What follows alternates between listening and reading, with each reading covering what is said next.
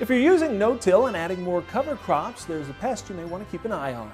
Voles, also known as meadow or field mice, can eat through stands in a hurry. That's today's unspoken truth about pests. Indiana farmer Aaron Kruger is going all in on cover crops. Yeah, these are coming pretty good. But last year, that added cover, along with a mild winter, provided ample opportunity for small rodents called voles, or meadow mice, to dig into his fields. And after we had planted the beans, it became pretty evident as the beans were emerging. You would walk out there and you would see the stems and the cotyledons were basically just munched off. Typically, they'll see a few spots the size of a car hood. Last year, they replanted whole fields. Last year was the worst that I've seen since I've been farming. You know, we were cooler in the spring and the beans just weren't growing as fast, and so they stayed at that stage that they could just go along the ground and munch them off pretty easily. Farm Journal field agronomist Ken Ferry says voles are common, especially as farms move away from heavy tillage. Once we move to cover crops inside of our no-till as well, that's when that problem can really explode. Missing stands, holes, and bare earth, clearly visible from above, are the telltale signs the problem needs attention. What causes a vole outbreak is habitat.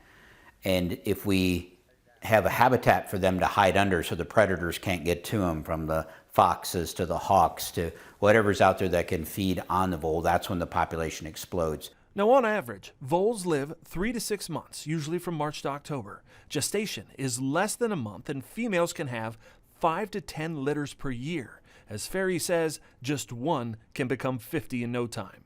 His advice: start clean. If there are voles in your no-till fields, he recommends getting them under control before moving to cover crops. That's the time to react, and you can put some bait stations out there to try to slow that down, but get them cleaned up before you transition into a cover crop program.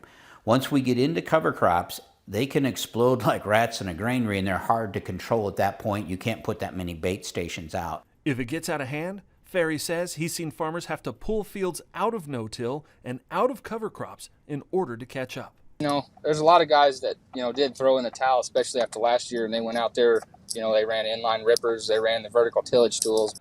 Now, Ferry says that will help, but Aaron is trying something different. He's adding poles, perches, and nesting boxes to fields in order to encourage more natural control. Some poles, we just stuck a 2x4 across the top of them and kind of set them up to where they were 12 to 15 feet off the ground, and placed those strategically throughout the farm to help maybe break up some of the distances between, the electric lines, the tree lines, just to, better accommodate any birds of prey that might be flying around.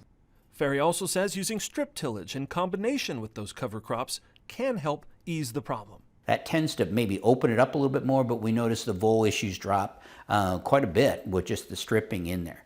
While voles are notorious for fluctuating populations, peaking every 2 to 5 years, Aaron is focused on long-term soil health and searching for ways to keep these pests in check during the growing season. In the last week, we got about 4 inches, so we're probably set for the heat of August now, at least for probably 3 weeks. So we're sitting pretty good. A summertime favorite now on shelves. We'll look at watermelon supplies this season and get a peek at one of the largest ever grown in Louisiana next.